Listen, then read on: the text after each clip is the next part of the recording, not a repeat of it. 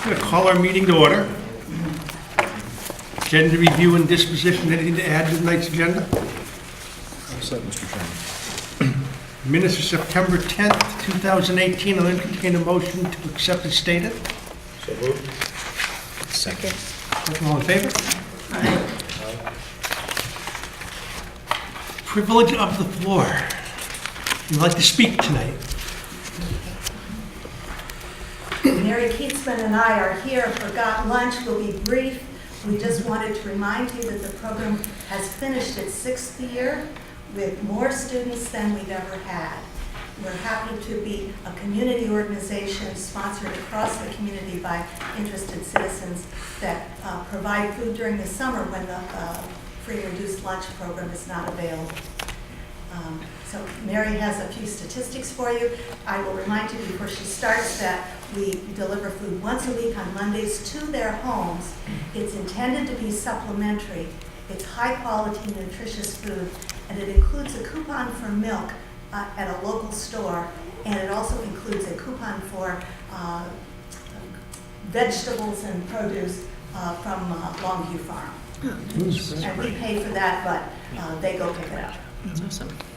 And I'll be very quick. I just want to let you know we had 60 families, 35 of which were families who had been with us last year. Our total number of kids was 106. We had 40 volunteers. And at the end of the summer, we asked for an evaluation, and the number of evaluations the families returned to us was 26, which is a very good number. So thank you for letting us speak. Thank you. The other thing we need to stress is that it's the collaboration with the school that makes it possible to locate these students. They move a lot, those phone numbers switch all the time. We're quite challenged to keep track of the students we had last year, and of course to make the program available to students who may be new in the district. So we always have some new ones, and it's the collaboration that really makes this possible to do in an efficient way. One other comment would be that we, in addition to delivering lunch supplies, include a second bag of miscellaneous foods that we get from the New Hampshire Food Bank. We cannot say too much about the economics of collaborating with them, and if we have to pay full market value, we will, but first we check the food bank, and that's been wonderful. That's been wonderful, working very well for us. So when we can be efficient, we are. The other thing I can comment on is that our cost per child is about $120 per summer to do a 9 or a 10-week summer supplementary food program. And I'm wondering if you have any questions for us. Any questions? No? Thank you very much. Thank you. Great. Thank you for doing that. I was at my daughter's field hockey game Thursday or so, and I saw Hiram Ely officiating, and I remembered back to the days when the administration would kind of get the high school teachers in trouble for walking over because the lunch was so incredible here. And I just think how great it would be to have that level of lunches. And I know that there's constraints on your end, but just how great the food was back then, and how my kids still sometimes want to take sandwiches. Hiram spoiled everybody. He's amazing. If I may, Mr. Chairman. Yes, you may. And in those days, Michael, the district subsidized the program somewhere between $90,000 and $110,000, depending on the year. Now, we don't subsidize the program anymore. It's been outsourced to a company. So, in terms of quality and flexibility, Hiram had a lot more ability to, based financially, also in terms of menu selection. There weren't a lot of federal guidelines in those days. Now the federal guidelines are significant in terms of nutrition. Yeah. We don't serve lobster bisque anymore. Perhaps because of butter content and numerous other reasons. But we were all spoiled, as the chairman said. So those were days some of us remember fondly. parents used to come in just to eat with the kids. Absolutely, yeah. Would Many times. Anyone else here to speak to that? Karen? Karen McLeod, first grade teacher. I would like to thank the board for exploring and having dialogue about the third section of first grade. And I'd like to thank the parents who turned out for that decision.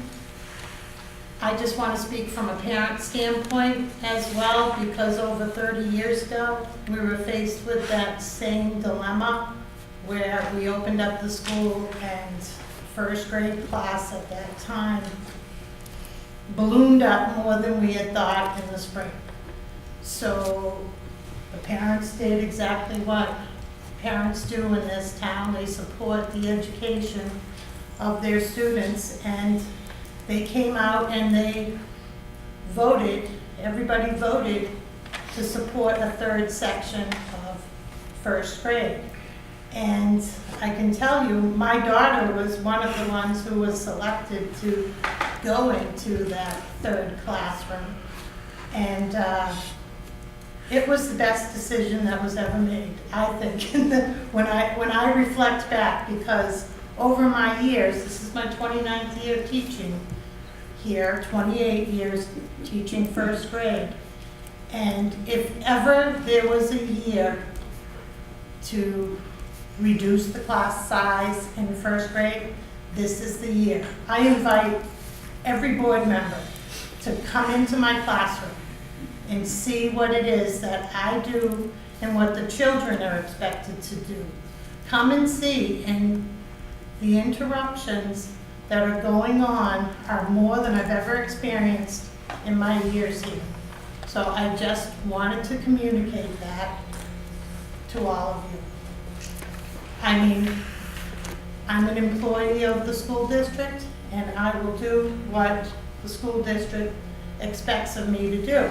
But I'm just thinking in the best interest of the children here. And it's unfortunate. I feel terrible about our space needs. You know, trying to find a classroom for this third section.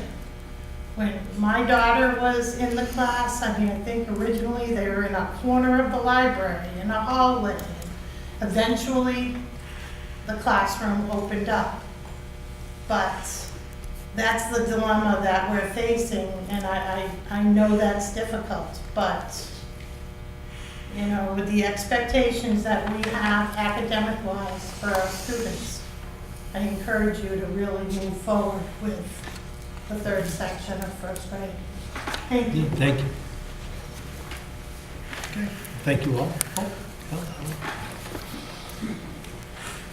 It was a difficult decision whether or not to speak tonight, because I don't want this to be about me, because it will be my classroom that's given up with the addition of the third first grade class, but I needed to speak for the students that will be affected and the other teachers.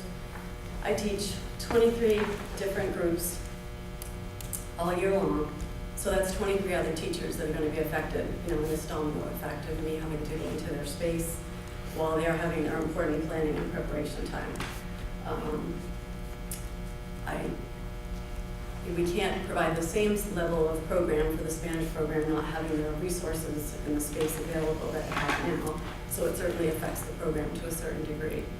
One of my biggest concerns, we have about 60 of our middle school students who participate in the middle school musical each year.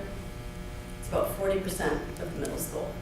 And for the past 16 years, my classroom has been the theater department. Some of you have been in there during that time frame. That's where all of our materials are housed during that time. And there's really no other place to do that. We don't have an auditorium, we don't have a stage.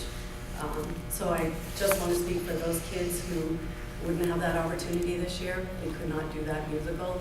And I know that's not an academic setting, but the community building, the confidence building, the problem solving, all those things that go into that kind of an opportunity for an experience for those kids, it's just invaluable. And it's just become such a part of the culture of the school that I would hate to see that.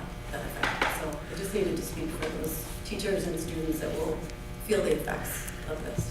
Thank you. Anyone else tonight?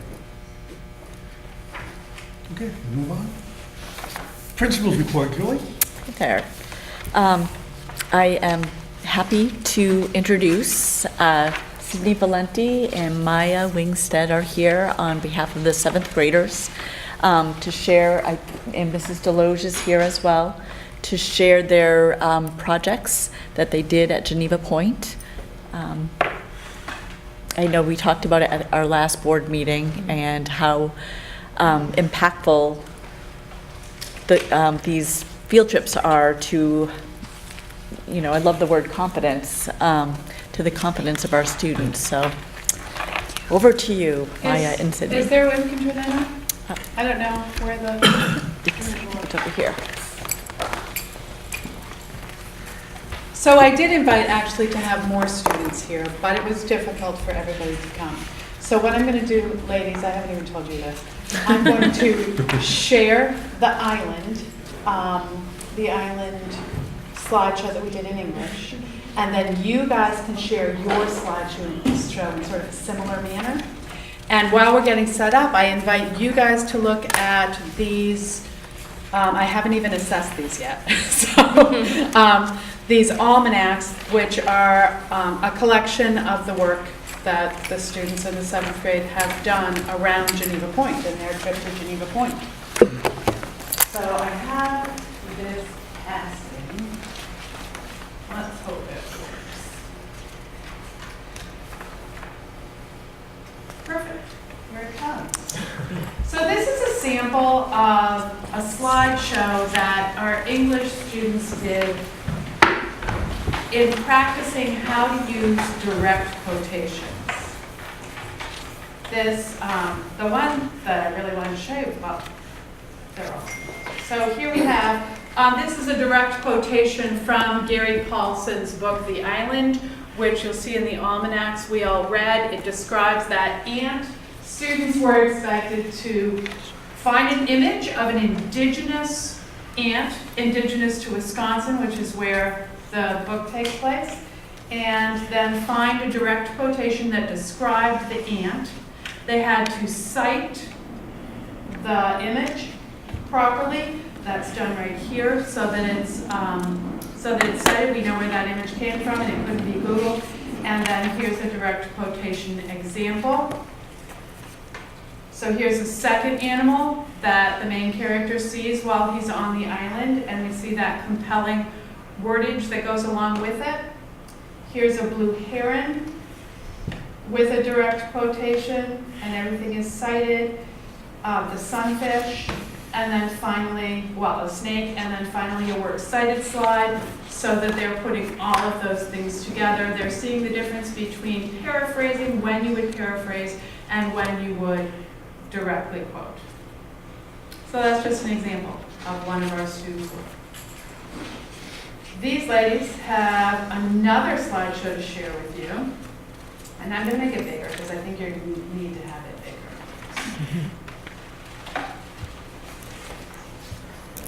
So ladies, do you feel comfortable just sharing what the different things are? Tell me what you would do as a slide. So I'm Maya Wimson, and we had another partner, Bryn Welch, but she couldn't make it tonight.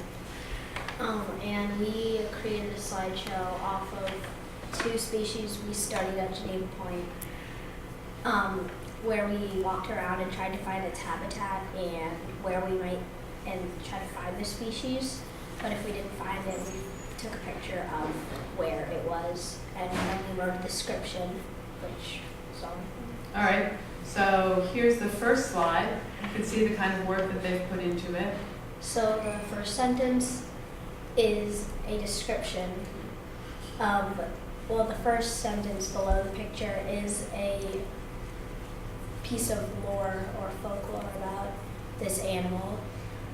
The second sentence below the picture is a symbiotic relationship which Mrs. Weatherby, our science teacher, assigned, and we had to find a symbiotic relationship between that animal and another animal that benefits or doesn't benefit each other.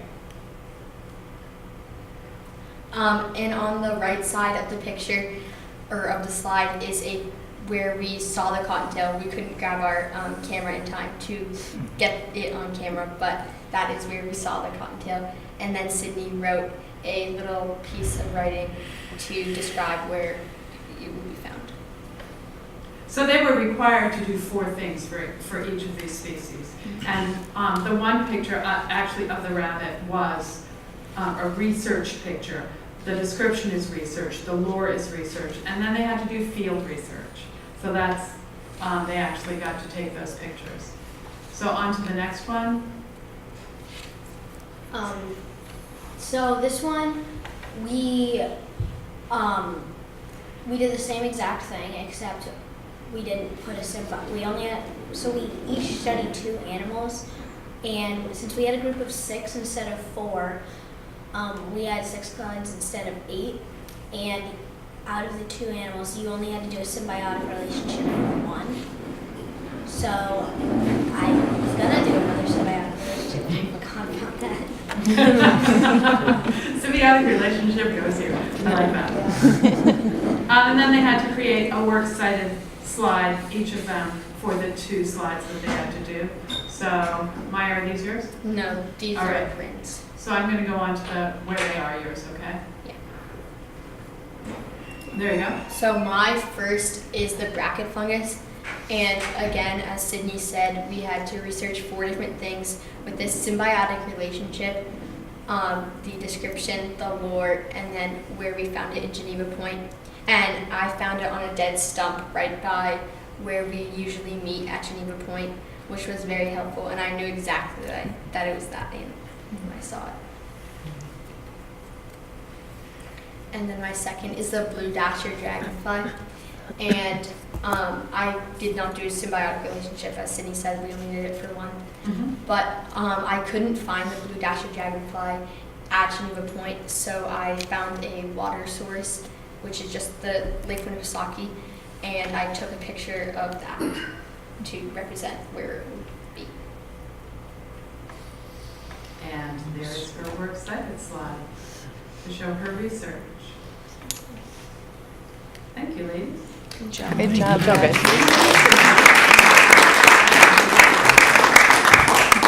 So, and that's just an example of one of the collaborative projects we have going on in 7th grade. That's awesome. Thank you. Thank you. And I can select those. Everyone gets an A. You can't keep them. Mr. Chairman, can I ask Maya a question? Thank you. Maya, is the dragonfly that you were looking for, is it there? You just couldn't find it? It was supposed to be there, yes. Okay. These on are vacation. all, this is Weatherby and I have, during the summer, we go out to Geneva Point, and we actually locate all of them. Okay, So they are there. okay. Because They didn't have a whole lot of time. There's a lot of other stuff going on because as well. if they weren't, then that would be news in and of itself. Right. That would be, you're Yeah. absolutely Yeah. right. Great. Thank you. Thank you. Thank you. It's awesome. Thanks. You can see why we're so full of hope about the future with kids like Maya and Sydney.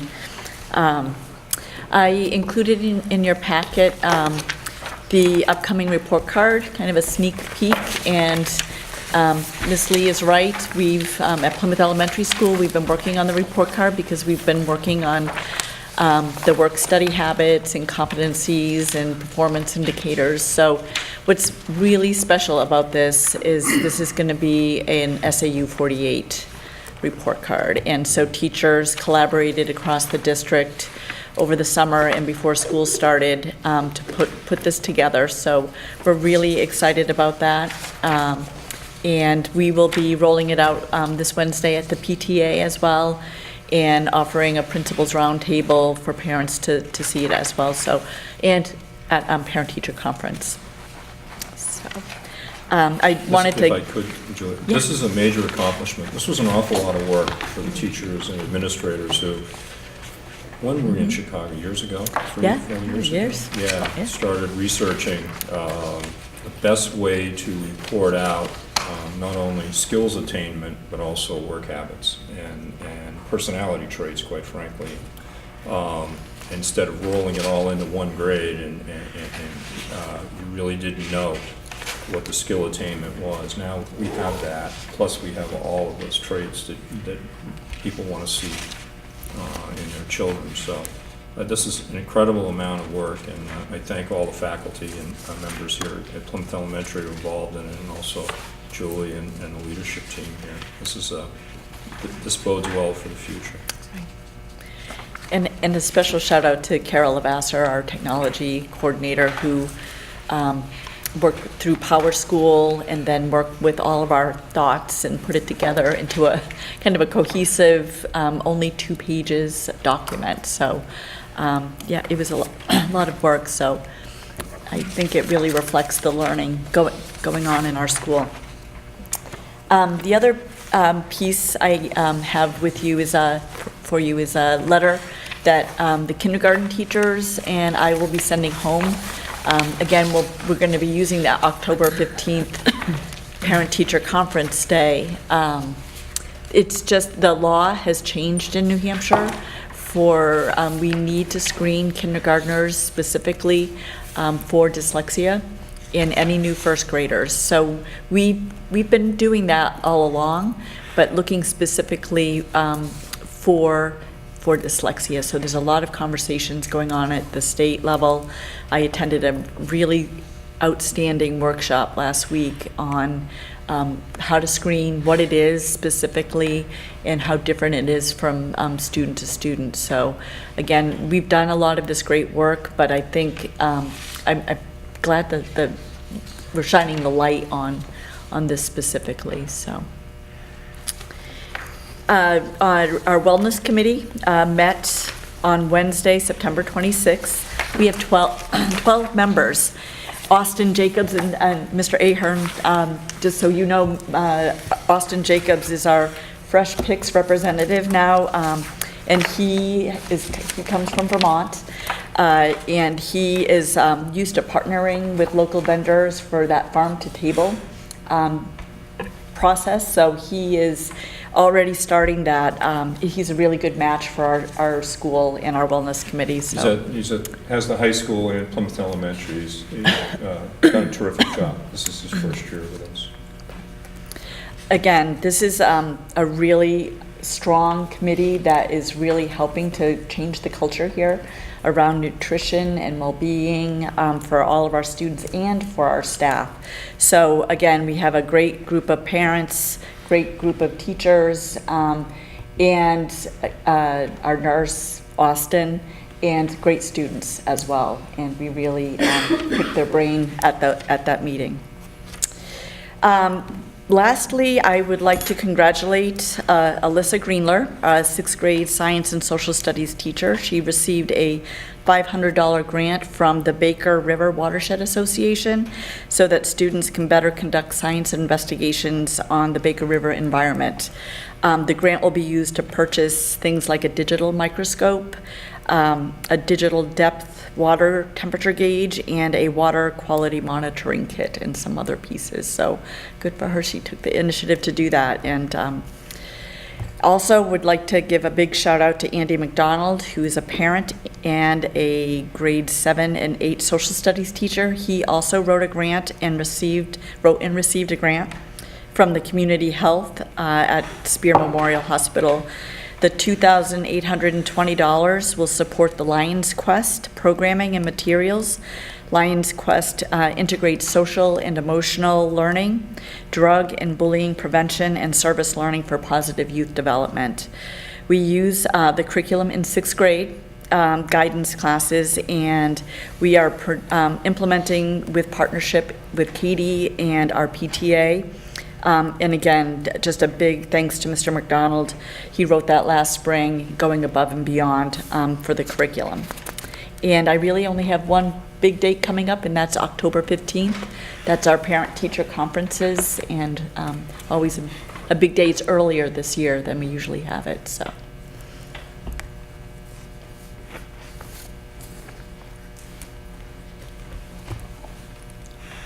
Hi. So my notes are relatively short and sweet, too.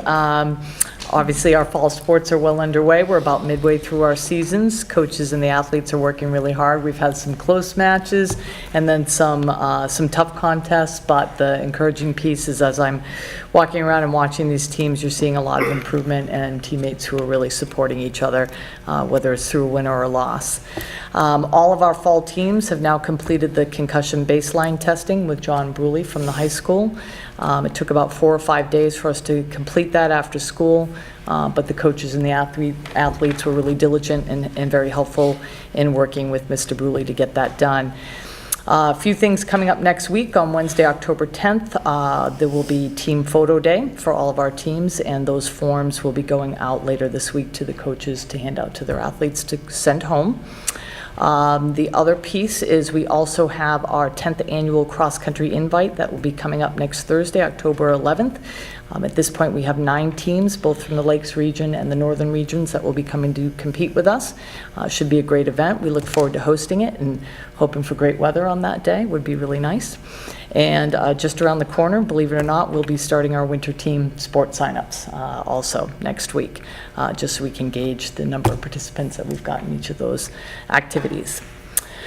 In terms of the safety committee, we have another meeting scheduled for this coming Wednesday, October 3rd. Some of our discussion topics include review of our playground safety, morning protocol, upcoming drills, and the potential of incorporating that concussion baseline testing and information into our PE health curriculum. I know I've already talked with Mrs. McManus, and she really likes the idea, and we're looking at it from a standpoint of how do we get more kids involved in that, the information, get them tested, and do it in a more timely manner, because it is hard for Mr. Bruley, John Bruley, to get over here as many afternoons to get that done. So see if we can kind of ease that a little bit. To date, we've had 2 fire drills and a bus evacuation drill, and many thanks to our committee members who assisted in that, including Mrs. Hand, Mr. Cushing, Mr. Apriliano, Mr. Ramsey, Mr. McDonald, Mr. McGlone, and Mrs. McManus. And we'll have a secure classroom drill that should be scheduled soon with the help of our Plymouth Police Department. And we do give our faculty and staff advance notice of that, especially on that first drill of each type, so that they can prep their students and get them set for that. That's it. Thank you. Any questions? Thank you very much. Consent items, claims and payroll. Have we all signed up on that? We have correspondence. We've got one piece of correspondence, Mr. Chairman, and that went to all the board members. Also in front of you is the SAU enrollment by school. October 1st, which obviously is today, is the date that we take a school census, and that's the number you see in all official documentation, all grant applications. The numbers still change tomorrow morning, but you have to pick a date, and that's the date that the state of New Hampshire uses. So overall, in SAU 48, we have 1,904 students. That's down from 8 last year. That's down 8. We were at, last year we had 1,912. Plymouth Elementary last year at this time was at 390. Now we're at 392, so we're up 2 students. So we're stable, unlike many districts that are continuing to lose significant enrollment. The SAU is stable. Our largest growth, quite frankly, is in Thornton and Rumney. That's where we've had some significant increases in enrollment. And then Holderness is down, but and high school is down 15. It went from 682 to 667. So you can see last year we had about 175 in the senior class, and this year and the freshmen that replaced them was about 160. So that's what's driving that. So the big question at the high school level also is when you look at these sorts of enrollments, is where we fall in the NHIA rankings in terms of divisions that we go in. So you can watch on Channel 3 as those interesting conversations take place. So. Okay. discussion items, use of restraints and seclusion policy. Yes, in your package, you have an updated restraint policy. And the updates are merely changes in some of the definitions that were made to the statute by the legislature, and they're underlined. So the definition of restraint has been updated along with temporary holding, and then that's really the extent of the change in the entire policy. So anyone who restrains a child has to be certified in order to touch a child, and all of the folks that work with students that need to be at times restrained have gone through all of the training. Part two of that is if we have to use a restraint, and that could be as simple as just holding a child for 30 seconds, that we get a report from the building. I review the report, and it gets sent right off to the parent within 48 hours. The building contacts the parent immediately, and then I have 48 hours to get the written report out to the parent. And so that's gone very smoothly, and I appreciate Julie and Kelly and the staff being right on top of that. So these are merely just some definitional updates. And I would request that the board, if they're comfortable, to approve it, so it'll be in your policy book. Entertain a motion to approve. Second? Second. Okay, all in favor? Aye. So done. Thank you. Nominations, co-curricular advisors, teacher leaders, etc. Yes, after non-public session, we have a few co-curricular positions to appoint. I'll make those nominations. Okay. Status of class sizes and financial impact. Yes, as you directed last week, to take a look at the Title I grant and also at the budget to look at could we manage to bring on a first grade teacher, given that we can't go over the bottom line of our budget. To sort of set the table for not only the board but also community. Going into this year, our budget is $429,000 less than last year's budget, and that was, quite frankly, the reaction to the tax rate. So there's a little less than $500,000 that was there last year that's not there in this year's budget. There is the ability to maneuver. I guess the answer is yes, we can, but afford the third grade section. That's just from a dollar and cents standpoint. What are the lost opportunity costs? They are significant. We would be looking at using the Title I reading assistance person. That position would be eliminated, and that money would be applied to the teacher coming in. Also, we would be freezing instantaneously field trip accounts. That money is needed to offset this cost, along with capping co-curricular and athletic line items at their budgeted number. In the past, we as the years have gone on, the year goes on, we have had some flex. We knew, electric is running well. We can take some of that money to do some of the field trips later in the year. We've had that flexibility. There is no flexibility in this year's budget, absolutely none. And by statute, I'm required to bring that budget in at its bottom line. So can it be done financially? Yes, it can be done financially, but at a significant impact to programming that people have expectations of here. And so we'll go day by day with it.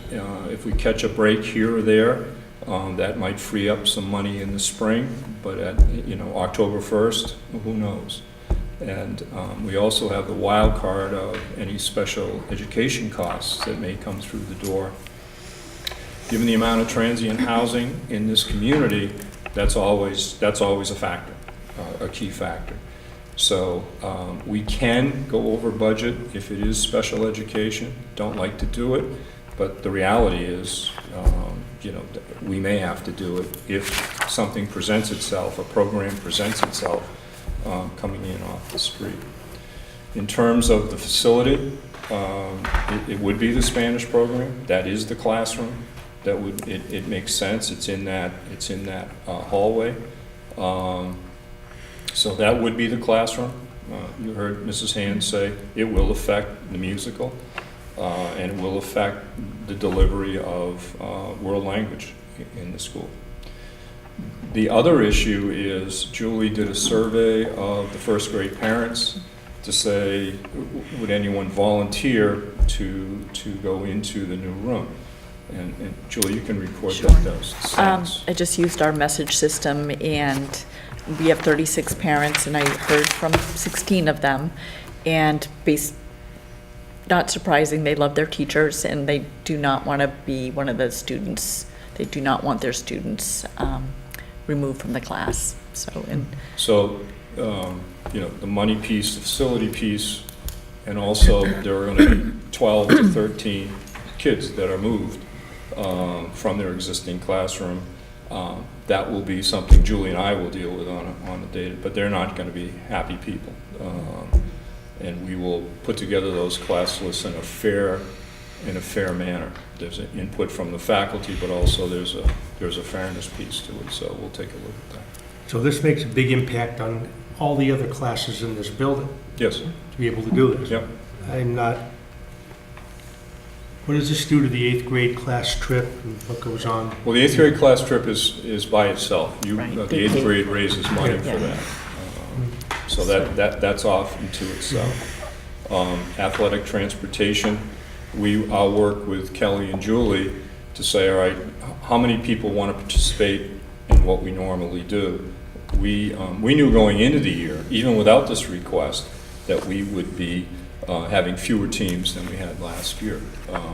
So we used to try and accommodate everybody we could, and we're not going to be able to do that. But there will be athletic transportation for those teams that are viable enough to have enough kids to play. So it's not a blanket, we're not doing it. Surgically, we're going to do as much as we can do, but we also have to stay within the bottom line. So if we're implementing the new screening for dyslexia Mm-hmm. and eliminating the reading interventionist, what is our plan for? Well, it would be, the expectation is with those sort of small class sizes that the classroom teacher would be implementing any The program intervention. with the help of any support within the building that Julie has. Right.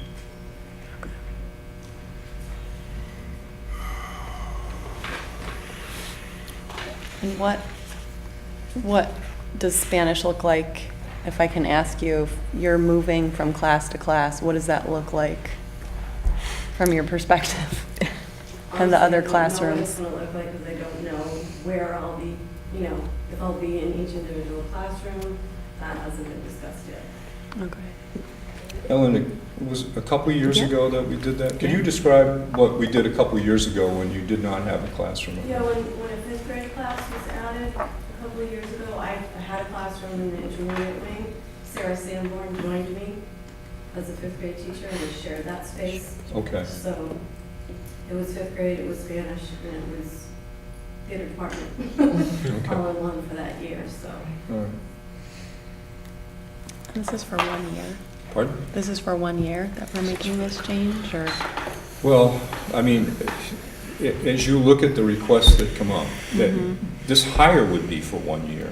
The issue at budget time, quite frankly, would be how many positions do you want to fund in the budget? I mean, that would be the question.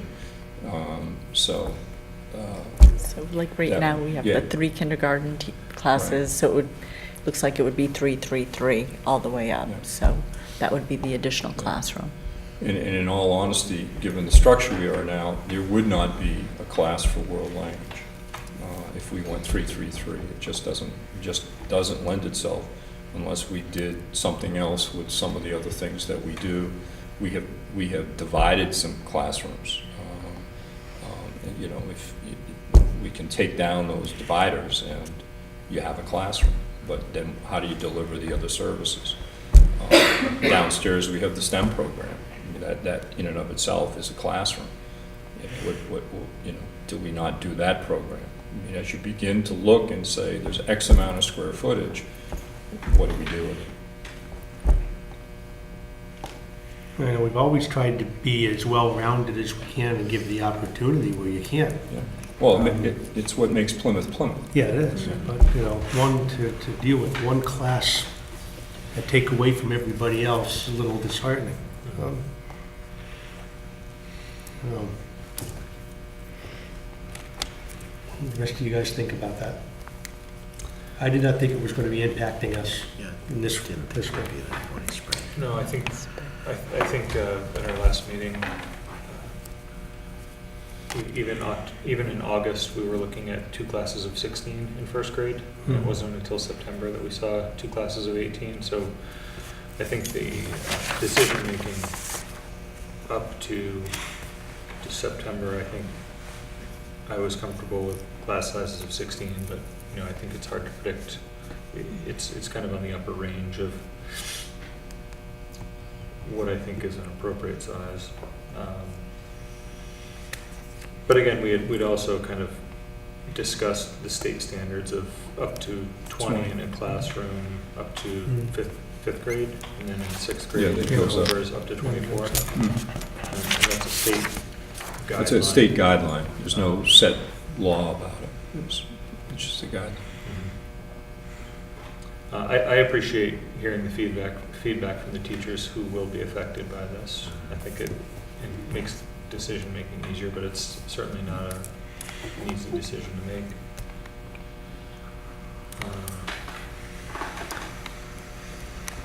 Could I offer a comment? Sure. We seem to make a lot of our decisions based on data, which makes sense to me, and as we should. Have we, besides asking parents who would be willing to move, have we surveyed our first grade parents to find out how they feel about having 2 classrooms?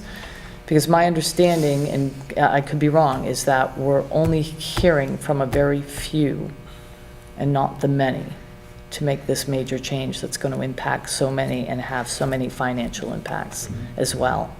I mean, and I particularly... I would rather have the right data and ask each one of these parents what their feelings are. Right. And let them know what the impact is going to be. Right. When I'm hearing half of the students' parents responded that they don't want to move, that tells me they're pretty happy with their situation. Yeah. And I think the impact wasn't understood fully when we discussed it. So does that change now what was being brought forward as a concern when we look at what we're going to be cutting out and losing as a school? Are there any other options besides just adding a full-time teacher, para, or something to help with it? I mean, is that the only option? That there are other options. That doesn't there are affect pieces of a teacher. There are other options. You could, Julie perhaps, and Ellen is here. Karen is here. You can walk through the day of the 2 classes and say, you know, how is the coverage? Do you want to do that? I mean, originally, we did have a plan to have a support person help, especially with the management of all of the first grade paperwork and, you know, mailbox and all of those components. And we also did ask the Title I person to be in that class. That was a priority place, so she's in there quite a bit of the time. So that was the plan, and then we were hoping to get the support when Mrs. Carlson came back in 3rd grade. We have a teacher in there, and could we pull her down, and that would be the 1st of November.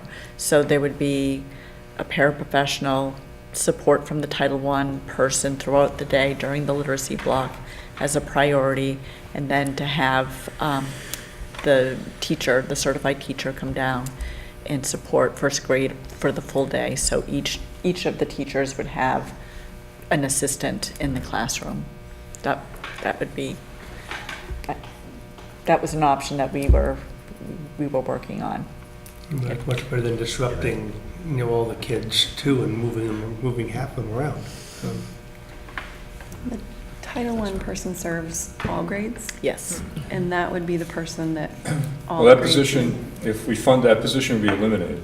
Right, if we do that. I'd be using that money toward the expansion of the first grade, yes. So that impacts that support to the other grades then? Mhm. Okay. Right. Adding the third teacher just impacts the whole building. I would much rather do a survey of all the parents. If the board agrees. I think, yeah, And see where we get. understanding the larger impact, See ya. doing a survey now, I think would be good. Dig a little deeper. So a simple You question. think Julie got Is there specifics that the board, Julie will do the survey, or specifics that the board members want to know? I mean, I really want them to know what the impact is going to be on the whole school and what we're going to be losing. And, in the body that way. It's a hard decision to It is, put it in the is. hands of only the first grade teachers when, the negative effects are going to be affecting other grades as well. I think as a parent of a first grader, I think it would be a tough decision to make to say, yes, it would benefit my child, but it would negatively affect the rest of the school. And that's a big responsibility for us to put on the parents. You'd rather not put that in there, just ask them their opinion of the class size?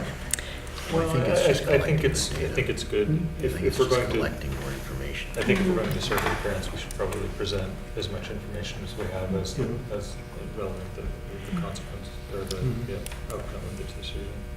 The parents who responded to my initial question about whether they would voluntarily move, the responses were, many of them were very thoughtful and heartfelt about the whole process. They seemed to understand the difficulty that we're under, and as always, just really, and I'm happy to share those with you. I can give you those. If we have other options that, when we can put a second person in that classroom, that's a plus too. I know, I would feel more comfortable if we can allocate another resource, even if it's November. I mean, that's a month away at this point, roughly. There's an end point to it. I think that would mitigate some of the negative impacts of the larger class sizes now, but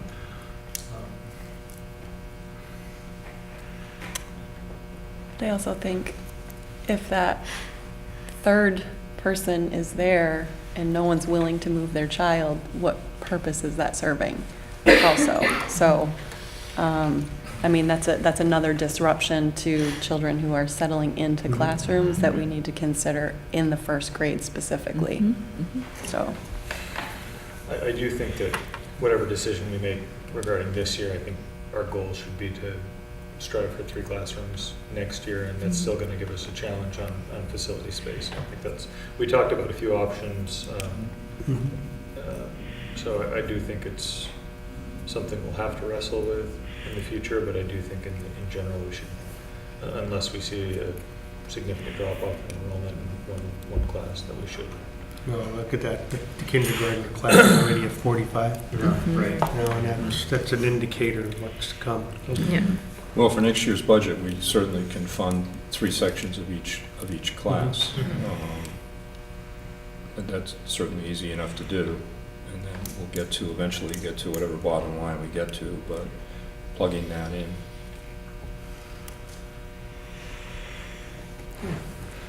Would you see a motion, Mark? A motion to direct the principal, the administration to get you what you, as long as we know exactly what it is that you want. That's the important thing, not for us to come back and with some anecdotal comments, but what is it you're specifically looking for? Pretty much, ask them if they're happy with the education of the class size they're within now.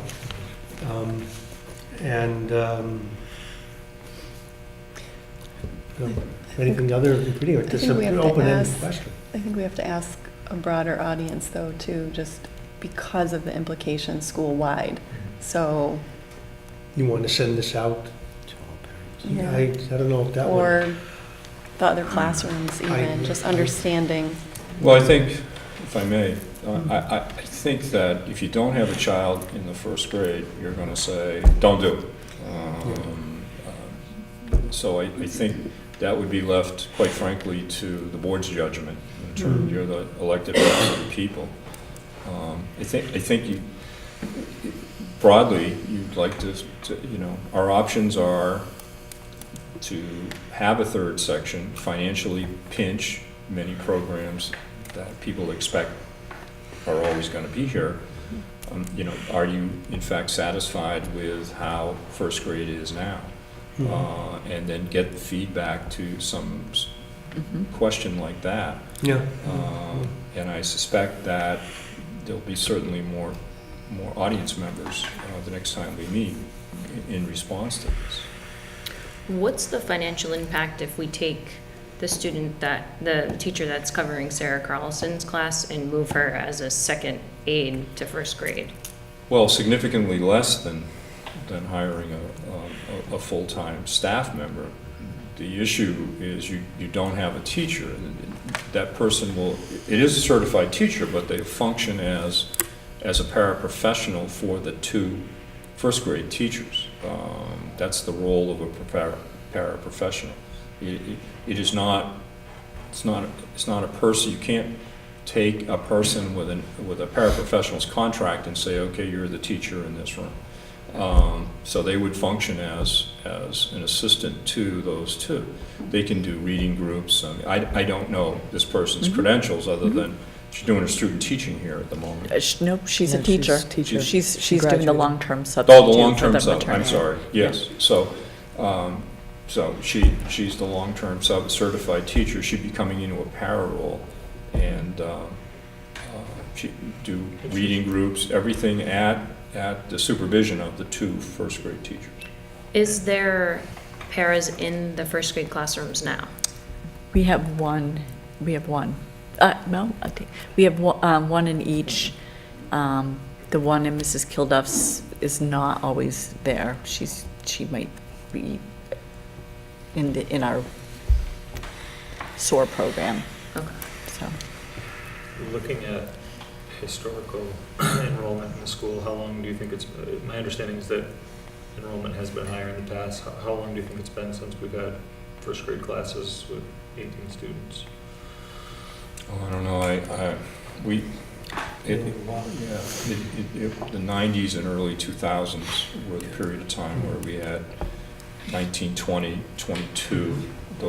We were up to 545 kids in the building. So, but again, times have changed, and clientele has changed. So, in some ways it's apples and oranges. That fair, Karen, in terms of? May I speak? Well, With regard to the 18 Sure. students? Sure. Yes,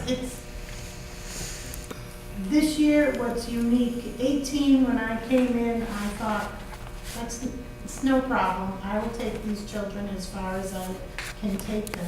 I didn't anticipate the social, emotional, and behavioral needs that I have in the classroom. And then couple that with the academic needs.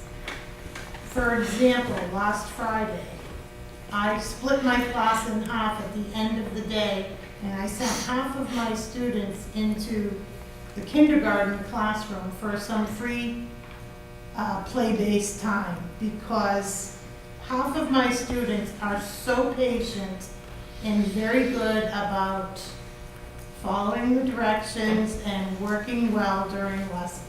Half of my students, the other half, have a very difficult time. And I am trying to use all the best practices, every bag in the trick, every trick in the bag, and I'm just shocked. I use the red cap, the mic, as much as I can. 3 times I can say, boys and girls, it's time, and they, I can speak specifically to you, Jason, And then the child just turns around and does exactly what I said to please stop doing. I have students who are they're physical with one another. Today I had a student grab a child by the neck like this and turn it. So I think it's just unique. And I appreciate all this dialogue. I really do.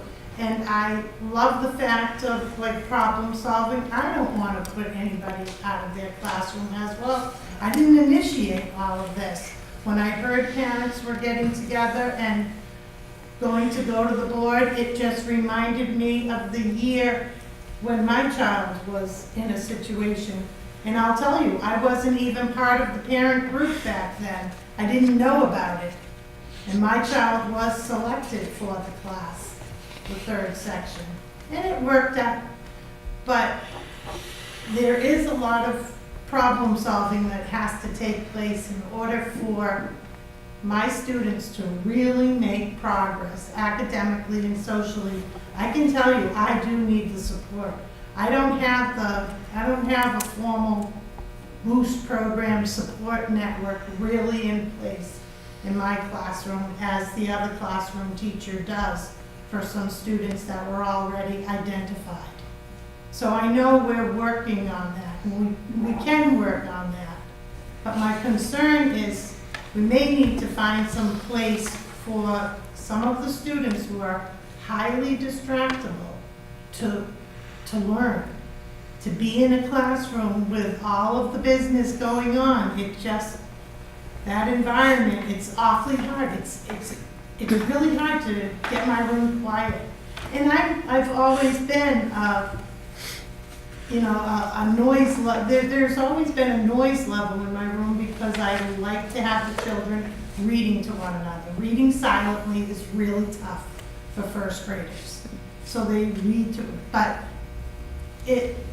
buddy reading quietly is very difficult. And I can do it. I can do it. I can run my class the way it is, but I can just see that those other 8 students are not, 8 students who are always listening, always waiting while my lessons are being interrupted. I feel for them. And I'm sure the parents will over time because... Karen, would a paraprofessional in there with you help the problem? I think I'd like to say yes. If we can find some place for some small group work to take place for the highly distractible children. For a couple of them to, I've tried 4 or 5 in a reading group and it just can't happen. It just is impossible because of the distractibility that's ever present. And while I'm with 4 or 5 here, you gotta remember there's another 4 or 5. I found myself asking my principal for, I need some Chromebooks, I need some computers. It's like I am thinking like I need to get some of these children on screen because when they're on screens, there's never an issue. But it really isn't my style to be thinking of using the computer as a focus tool. But at least I know I could have them on reflex math. I could have them on a literacy-related game. But that's the approach. That's what I've got to do to make it work. I mean, I think, given the finances, what I'm hearing tonight, of course, I don't want to be the one here advocating for my classroom and compromising everybody else's education here. That sounds like the solution is to maybe place an instructional aide in full-time that isn't necessarily following the student. Because God love the aide I have in there right now who's following a couple of students. She's also trying to address other needs when she really shouldn't be, but she's got to. We're trying to make it all work.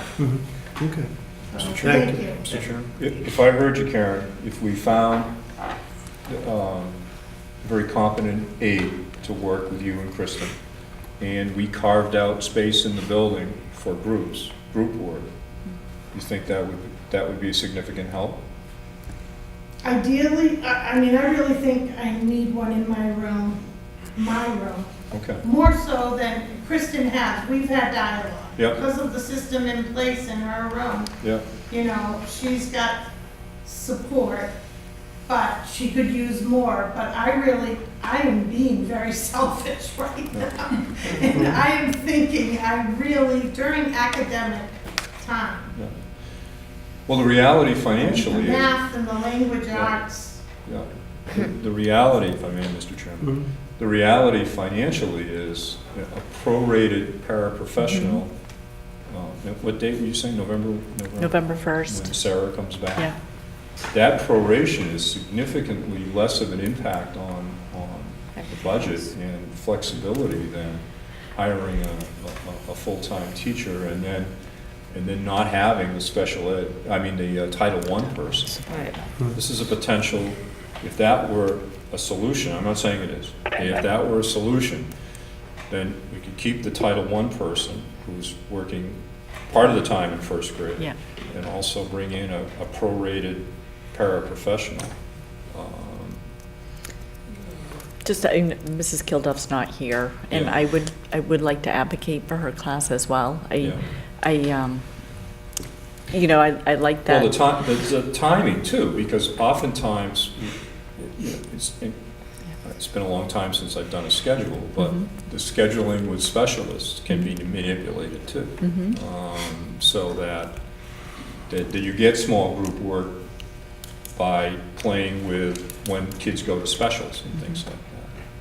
And I have no solution right here because I don't have your schedule, but I'm trying to meet the needs that Karen is saying, and also bring home a budget that we're still not going to be able to do. I mean, just because we cut $400,000, we're not going to do what we've always done historically. But at least there's enough there we did some of the stuff. So. It's just, we're doing our literacy at the same time and our math at the same time. Okay. That's just something to think about. Kristen and yourself. Yes. Okay. So another person breaking those groups down even further would be helpful. I don't think we need it. The issue is when the whole group mini lessons are taking place, the interruptions are there Right. at the same time, so that, like say, all of my students are not getting the lesson. It's taking longer to do what is a mini lesson, they're maxi lessons. Yep. Okay. So something to think about. Yeah. Thank you. You're welcome. Okay, so board's opinion that As a discussion point, I think if we could find a paraprofessional position, as much as I would be fine with waiting until November, if there's a resource becoming available, would it make sense are there resources available, paraprofessionals that would be available sooner? Yes. That we could put into the classroom in a more immediate period of time? That would also, so if the paraprofessional, is the goal to split time with the paraprofessional and free up some of the time for the reading specialist so they can spend time on more grades rather than focusing on first grade, or is that where the need is for the reading specialist? She would continue to spend part of her time. That would make sense. Right. But that would probably give her some time to spend with other Absolutely. grades. Yeah, which is what she's doing now. So. you can go that route, professional. That's what I think. I would make the motion to support the paraprofessional role in the first grade class rather than splitting into 3 classes. Second. Say second, all in favor? Aye. Okay. Do you need And that's more detail immediately. from us? That's immediately. Got it. Okay. Do you need more detail from us to implement? I just work with the teachers in Yeah. terms of scheduling and the use of the aid, Yeah. sure. And we'll go get that person as fast as we can. We have a posting requirement in the collective bargaining agreement. It's not all that long, and so we'll do the posting, and it's all right with the board. We'll bring that person in, and I can do a nomination at your November meeting. All right? Fair enough? Okay. All right. Other Thank you. business? No other business? No, I have no. Privilege of the floor. 2. I just wanted to clarify, so it sounds like the Title I para position is staying. So the extra time that or the little extra time that she's been spending in the large class of 60 students in 7th grade, that time will still continue supporting those Tier 2 students so that all the needs in the student class are met. That's the goal. Okay, I just wanted to make sure I clarified that right. Then my other thing was, would it, just a thought, the survey that's going out, I understand going school-wide. I don't think we're not going to be doing a survey. Okay, not, No. okay, then I should disregard it. My name is Jason Duchette. I would like to thank the board and everybody that's here that have talked about this. I know many families were excited to hear that there was a possibility of a third teacher. I still think that is our one way to go. I know financially and a domino effect that does happen. I'm in a school, so I understand that. Some of the things that I was wondering, at the last meeting I heard that the Title I para was only between 2 grade levels, but it's not like all grade levels now? Yeah, So it's changed? No, it since hasn't last meeting? changed. No. Well, last meeting it was different. Also, What was different? that Hasn't it changed. was said it was only 1st and 7th grade that she was working with. No, K8. No, She works with the whole school. But it was presented the other way.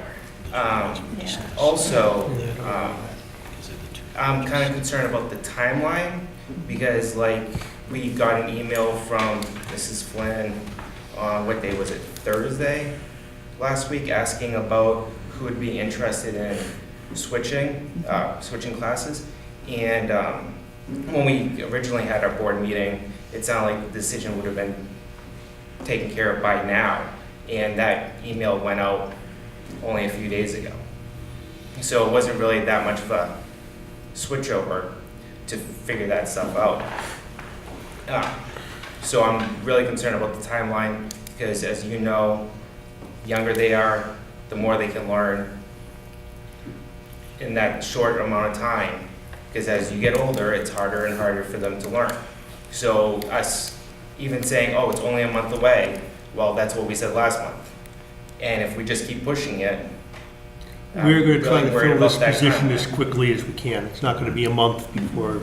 Person will be here before Yeah. the nomination is made. Nomination will be made in November, but as soon as we abide by the timeline and the collective bargaining agreements, we're able to go. Okay. Because I know there was interviews and lessons being taught on Friday. Now that's all work that's out the window. And the other thing is one of the things that made me okay with moving to Plymouth, because I'm originally from Lewiston, Maine. My wife grew up and lived here all her life. We moved to Thornton when I first moved here because there was a nice cheap house, and we had to make a decision of where to go. And one of the #1 things was the small classroom sizes and how much this community supports education. And with that, yes, I understand the extracurricular activities is a huge part of a child's learning. But if you don't have the reading and math support, the rest of it won't matter. Because, yeah, you might have a great attitude, but if you don't have the math and reading, then you're not gonna have a job. So that's just some of my concerns going forward, that the sooner this can get done, and I wish it was 3 classroom teachers because it's more effective than having a para, because like Mr. Halloran said, they're under the direction of the classroom teacher, so they don't have as much freedom to, okay, this child really needs this, but they have to stay with the script that the teacher gave them. So it becomes even more difficult. So, But don't they have an open dialogue with the classroom teacher? I would imagine that the classroom teacher and the para work closely together so that if a para does recognize that an extra kid needs something specific, that they would go to that lead teacher or the head teacher and discuss that with them. I would I think what hope Jason's professionally that getting that's. at is, he is correct. It is more teacher preparation time for us to plan for a para. That's what I'm sure you're saying. Right, so. And it's true. It's prep time for me, prep time for anybody who is doing that. Thank you. Thank you. More comments? Okay, thank you. All right, I'll entertain a motion to go into non-public session. For a second? Second. Favor? Aye.